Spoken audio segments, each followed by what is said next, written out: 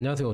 존 버나드입니다. 자, 요즘 미국 주식 많이 불안불안하시죠? 제가 한번 오늘도 시황 분석해 보도록 하겠습니다. 자, 일단은 여러분들 미국 주식 우리가 뭐 10년, 20년 장기 투자한다고 이렇게 얘기를 했잖아요. 그러면은 잠시 쉬어가는 기간도 있으면은 좀 좋다. 아니면은 쉬어가더라도 조금씩 투자하면서 현금 비중을 좀 높이는 것도 좀 괜찮다. 왜냐하면 지금 장세가 경기 침체가 오냐 안 오냐 지금 많이 불안한 장세고요. 지금 시장 상황을 봤을 때 만약에 경기 침체가 오면은 급격하게 내려갈 수 있는 가능성도 크다. 그런데 그만큼 내려갈 수 있는 가능성이 왜 크냐? 그만큼 주식이 많이 올랐기 때문이다. 그래서 지금 뭐 다우산업이나 나스닥 종합 S&P 500은 소폭 상승을 했는데요. 맵을 보셔도 지금 빅테크 주식들 있잖아요. 엔비디아, 애플, 구글, 마이크로소프트, 메타, 아마존, 테슬라 등등 이렇게 좀 눈치 보는 장세였다 이렇게 볼 수가 있었습니다. 그래서 지금 보면은 이 고용 보고서 있죠. 수정치가 나왔는데 미국의 고용 보고서 수정치가 나왔는데 이게 조금 심각할 수도 있겠구나. 왜냐? 이 수치를 속였기 때문에 그것도 좋게 수치를 한 거를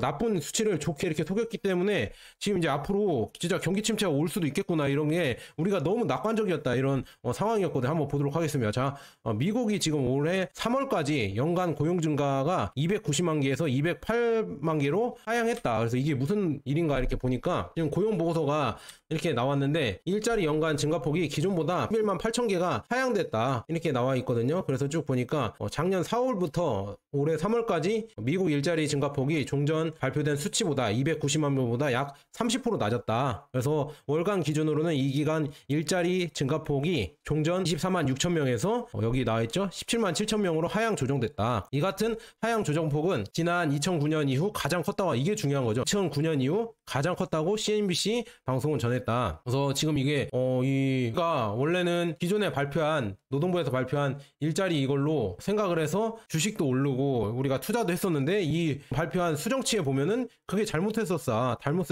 이렇게 나온 거겠죠. 그러니까 이걸 보면은 우리가 너무 낙관적이었다. 아니 지금 오른 게 이제는 내려올 수도 있겠구나. 이게 경기 침체 아니야. 왜냐? 고용이 좋았어. 우리가 계속 그렇게 생각하고 있었는데 그게 아닐 수도 있다는 얘기죠. 그리고 이제는 점점 더 고용이나 아니면 실업률이 증가할 수가 있다는 이런 조금 무서운 이런 예상이 나오고 있다. 그래서 이런 것 때문에 지금 시장이 점점 냉각될 수 있는 분위기가 있거든요. 그래서 이런 여러 가지 이유 때문에 조금 걱정이 된다. 그래서 지금 보면은 지난 7월 고용보고서 발표 이후 미국의 노동시장이 예상 밖으로 빠르게 냉각되고 있다는 우려가 커지면서 월가에서 이날 고용지표 수정 발표에 큰 관심을 보여왔다. 그래서 미국의 노동시장이 기존에 알려졌던 것보다 강하지 않음이 시사하는 이번 수정 발표는 연방준비, 미 연준의 고용 약화에 대응해 9월 금리 인하가 개시될 것이라는 시장 전망을 한층 강하게 뒷받침할 것으로 전망된다. 그러니까 뭐 이렇게 얘기가 되는 거죠. 9월 달에 진짜 금리 인하를 하겠구나. 근데 금리 인하가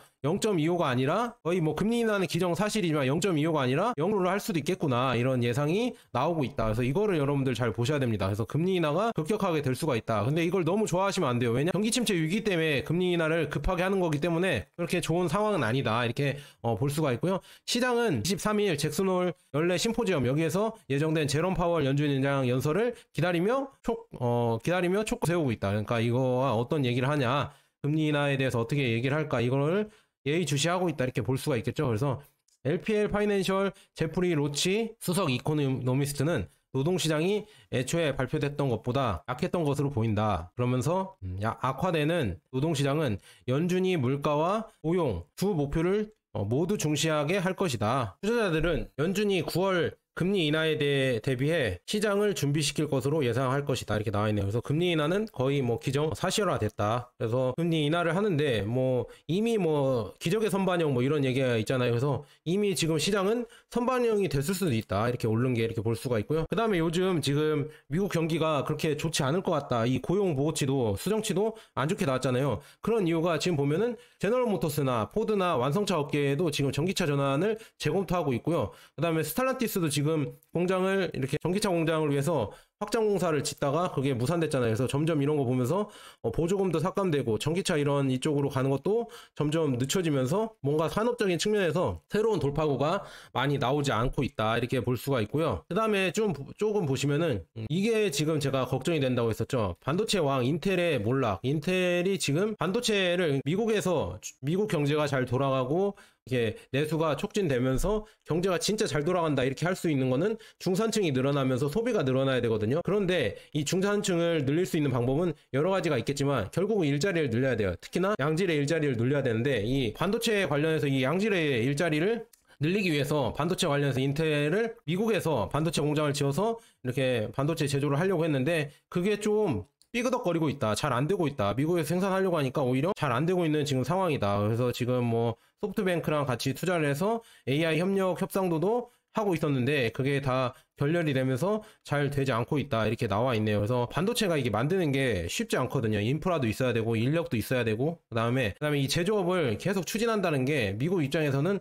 또 쉽지 않다. 예전부터 원래 뭐 지금 미국은 너무 많이 성장을 해버려서 일단 뭐 그냥 금융으로도 돈을 많이 벌 수 있기 때문에 굳이 이렇게 고생하면서 제조업을 키우기가 쉽지 않아요. 그리고 이 보잉만 봐도 보잉이 장거리 여객기 777X 여기가 시험 중단됐다. 왜냐? 구조적인 결함이 발견했다. 이게 왜 이런 문제가 뭐 보잉도 계속 생기냐면 결국에는 이런 얘기죠. 지금 많이 중국과 이 다른 나라에 외주를 내주다가 이게 지금 외주를 내주다가 결국에는 이제 자기가 이렇게 제재한다고 하면서 거기서 수입을 안 하다 보니까 결국 그렇게 되다 보니까 떨어지는 거예요. 중국에서 이렇게 가져왔던 제품들이 훨씬 더 품질이 좋고 거기에 의존해서 그렇게 생산하고 있었는데 그거를 이제 대체하기가 쉽지 않고 그만큼 품질이 떨어진다, 이렇게 볼 수가 있습니다. 그래서 그런 것 때문에 지금 보잉도 이런 문제가 계속 생기는 거고요. 이거는 미국의 또 제조업 위기가 될 수가 있다. 그래서 여러 업체들이 지금 계속 이렇게 힘이 부처하는 걸로 보니까 결국에 일자리도 점점 줄어들고 있고, 그 다음에 시스코 시스템즈나 아니면 테슬라나 이런 인텔이나 이런 여기에서 지금 감원을 계속 실시하고 있잖아요. 그래서 이런 게 다 지금 경기 침체 신호가 아닌가, 저는 그렇게 조심스럽게 보고 있으면서 이런 게 조금 걱정이 된다, 이렇게 볼 수가 있고요. 그래서 지금 보면은 오늘 진짜 잭슨홀 심포지엄이 시작되고요. 그 다음에 지금 신규 실업수당 청구수가 오늘 발표가 되는데 이거에 따라서 좀 우리가 예측을 해볼 수가 있겠죠. 그래서 실업이 어떻게 될 것인가, 지금 경기가 빠르게 냉각되고 있나, 아니면은 아니다, 계속 실업자는 별로 늘지 않고 또 좋아지고 있다, 이렇게 나오겠죠. 예전에 1년 전만 해도 금리 인하를 해야 된다 하면서 신규 실업 수당 청구 건수가 높게 나오면은, 오히려 높게, 예상치보다 높게 나오면은 시장 호재로 받아들였거든요. 그런데 지금은 예상치보다 높게 나오면 시장 호재로 받아들이지 않습니다. 왜냐? 경기 침체라는 이 두려움이 커졌기 때문에 이게 또 다르다. 그러니까 여러분들 뭘 보고 이거면 이거 이렇게 예측하면 안 되고요. 그 시장마다 이 분위기를 보셔야 됩니다. 그래서 이것 때문에 지금 지표가 또 다르게 해석이 될 수가 있다, 이렇게 말씀드리고요. 그래서 지금 보면은 잭슨홀 미팅에서 제롬 파월이 어떻게 얘기를 할 것인가, 그리고 금리 인하 결정을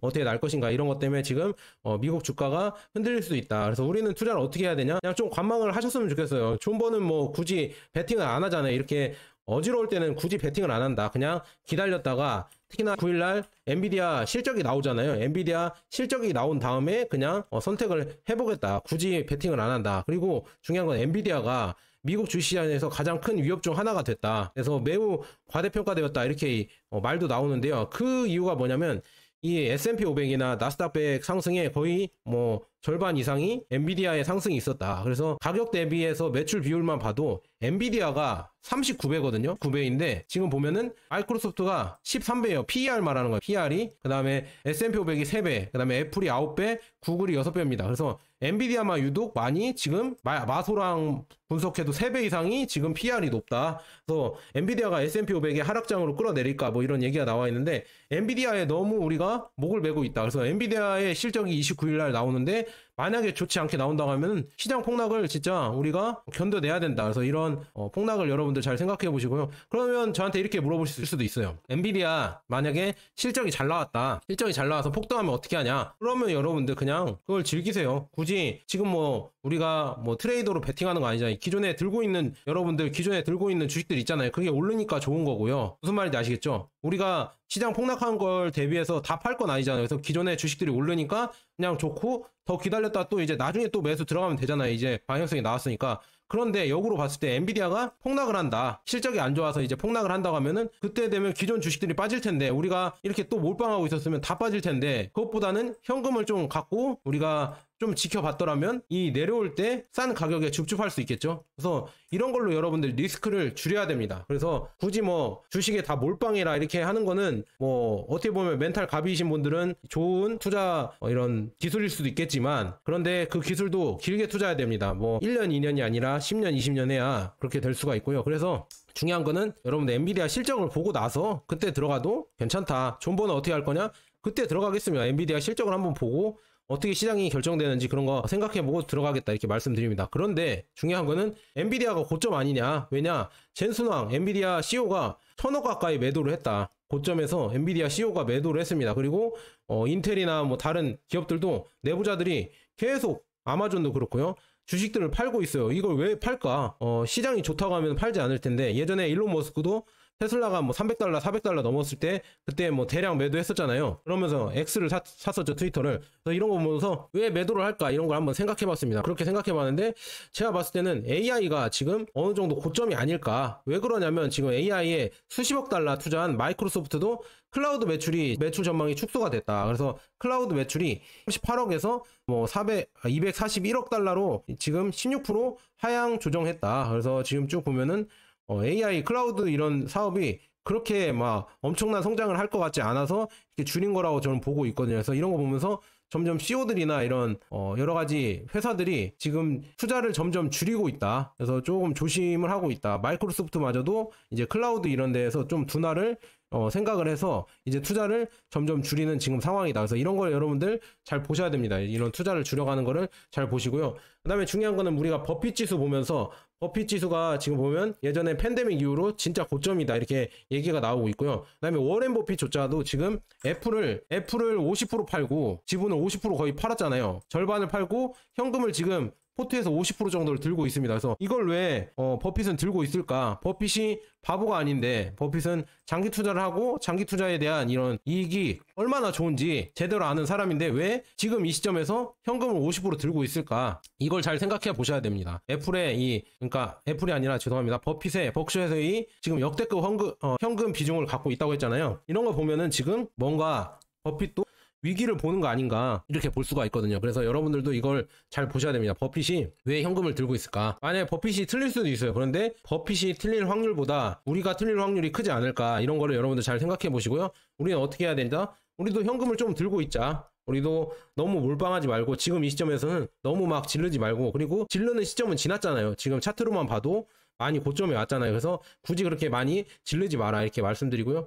막간을 이용해서 지금 한국의 지금 경제 상황을 봤는데 한국은 지금 13연속 금리를 동결했다고 합니다. 그래서 금리나 발목 잡는 집값이나 가계대출 뭐 이렇게 나오고 있고요. 한국은행은 올해 성장률을 2.4%로 하향했고요. 물가 전망은 2%다. 물가가 제가 생각했을 때 2.5%밖에 안 오른다고요. 제가 예전에 3년 전에 구내식당 가격이 지금 구내식당 가격에 몇 프로 뛴지 아세요? 30%가 뛰었습니다. 이 식당 식권 가격이 30%가 뛰었는데 3년 전 가격보다 지금 물가가 2.5%보다 2.5%까지밖에 안 는다고요? 우리가 냉면이나 김밥이나 아니면 여러 지금 식당에서 사 먹는 물가만 해도 엄청나게 올랐죠. 그리고 우리가 다른 거 식료품이나 이런 거 사 먹는 것도 물가가 엄청나게 올랐는데 왜 2.5%밖에 안 올랐다고 할까? 그리고 여기에는 지금 부동산이 들어가지 있지가 않아요. 우리나라는 부동산을 물가 이 상승치에 집어넣지 않습니다. 그래서 부동산이 너무 올라서 영끌족들이 부동산을 너무 많이 매수를 해서 지금 쓸 돈이 없어서 한국 경기는 지금 침체로 이어지고 있고 이미 침체가 오면서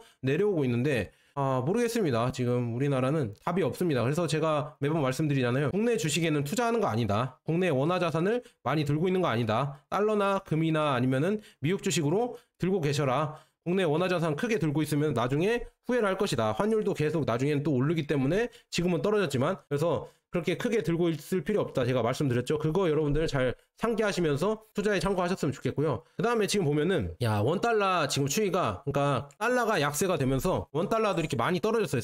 1393원에서 1339원으로 떨어졌는데 국제 금값이 이제는 계속 최고치를 경신하고 있습니다. 이 이유가 어떤 거냐 저한테 이렇게 물어보시면 제가 예전부터 금이 지금 계속 오를 거다 말씀드렸죠. 왜냐하면은 지금 세계 은행들이 이렇게나 많은 금을 매수한 적이 없는데 계속 매수를 하고 있다. 특히나 중국 쪽에서 이 금을 엄청나게 매수를 하는 지금 흐름이다. 왜 매수를 하냐면 결국에는 위안화나 아니면은 브릭스를 이렇게 기축으로 한 기축통화를 다시 또 만들려고 하고 있다. 그래서 브릭스 화폐를 만들려고 하고 있는데요. 이거는 달러를 대항해서 이렇게 만들려고 하기 때문에 결국은 어떤 담보가 있어야겠죠. 그래서 금과 그다음에 원자재로 이렇게 담보를 해서 만들려고 하고 있다. 그래서 이런 거를 여러분들 잘 보셔야 됩니다. 그래서 이렇게 대대적으로 지금 달러화 철폐를 점점 브릭스가 추진을 하고 있다. 이게 무서운 거죠. 지금 보면은 중국 입장에서도 속도를 내고 싶고 그다음에 러시아 입장에서 속도를 내고 싶지만 여러 가지 지금 러시아는 전쟁을 하고 있고요. 그다음에 중국 입장에서는 중국은 지금 자기 나라의 경제 문제를 깨끗하게 하려고 하고 있잖아요. 그래서 지금 뭐 왜 중국은 빠르게 경기 부양책을 왜 내놓지 않느냐, 돈을 막 확 풀어서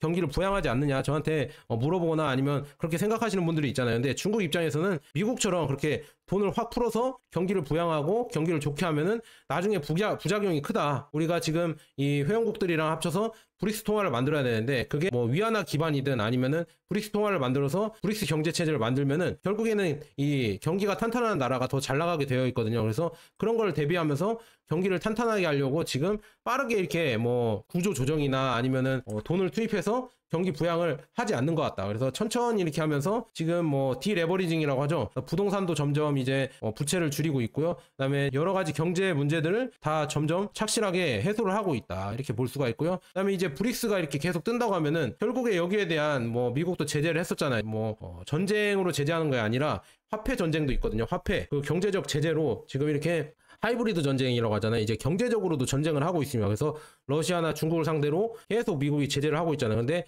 그런 제재를 이제는 뛰어넘기 위해서 인도나 브라질, 그 다음에 러시아, 중국이 이렇게 연합을 해서 큰 블록을 만들겠다. 여기에 이제 터키까지 또 들어가고 큰 블록을 만들면서 점점 더 이제 달러에 대항하는 이런 축으로 성장을 하려고 하고 있다. 그래서 이런 거 보면서 달러에 이런 위기가 오지 않을까 저는 그렇게 보고 있는데 이 지금 리넷이 지금 유튜버이자 지금 경기 분석가인데 이분도 이런 얘기를 했습니다. 금의 가치가 점점 커지고 있고요. 그래서 지금 글로벌 경기 둔화에 있을 경우 가격이 하락할 수도 있겠지만 금 가격이요. 그런데 지금 보면은 월스트리트나 스팟 시장은 금과 은의 진정한 가치를 반영하고 있지 않으며 중앙은행들은 금을 대량으로 구매하며 독립성을 유지하고자 한다. 그래서 지금 중앙은행들은 금을 계속 많이 이렇게 모으고 있고 그 다음에 중요한 거는 미국은 지금 지정학적으로 잘못을 범하며 다른 국가들이 멀어지게 하고 있다. 이게 브릭스죠. 그래서 이는 금값 상승으로 이어질 가능성이 크다. 왜냐? 달러를 점점 소비를 안 하려고 하니까요. 왜냐? 미국이랑 멀어지면은 제재를 받고 달러를 못 쓰게 되니까 굳이 못 쓸 달러를 많이 들고 있는 것보다는 여러 가지 통화를 들고 있는 게 낫겠다. 이러면서 점점 미국과 멀어지면서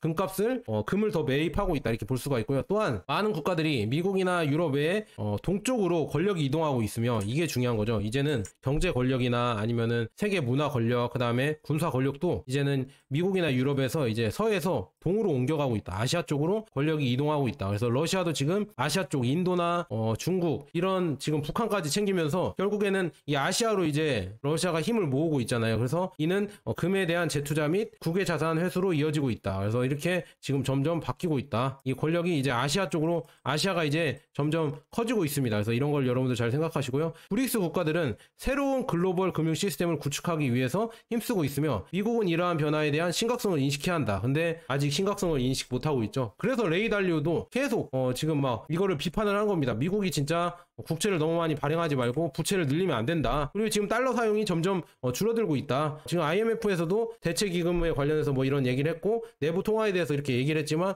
결국 달러로 굳어지는 지금 상황이었습니다. 지금 세계 통화가. 그런데 중요한 거는 예전에는 헨리 키신저가 이 페트로 달러를 구축하면서 달러의 힘이 이제는 석유랑 연동되면서 점점 커졌었는데 이제는 지금 사우디아라비아가 브릭스 국가에 가입하면서 달러 외에 다른 통화로도 이제는 석유를 판매하고 있다는 점에서 현 시스템의 붕괴하고 있다고 이렇게 지적하고 있습니다. 그래서 달러를 사용하는 이런 시스템에서 굳이 이제 무역거래를 할 때 특히나 석유 무역거래를 할 때 달러 말고도 위안화로 해도 되고 다른 통화로도 이제 할 수가 있어졌다. 이렇게 볼 수가 있습니다. 그래서 또한 미국 국채 및 정부 부채를 대체 기금으로 예치하면 SD가 변환되어 미국 달러의 흐름을 관리할 수 있다고 설명한다. 이렇게 나와 있고요. 그 다음에 중요한 거는 여기 미국의 GDP 대비 6%의 엄청난 적자를 경험하고 있다. 미국이 지금 엄청난 적자를 경험하고 있고요. 있고요. 이거는 중요한 거는 지속 불가능하다. 지속 가능성이 없다. 이게 중요한 거죠. 그래서 인플레이션 통제를 위해서 통화를 과도하게 인쇄할 경우 인쇄할 가능성이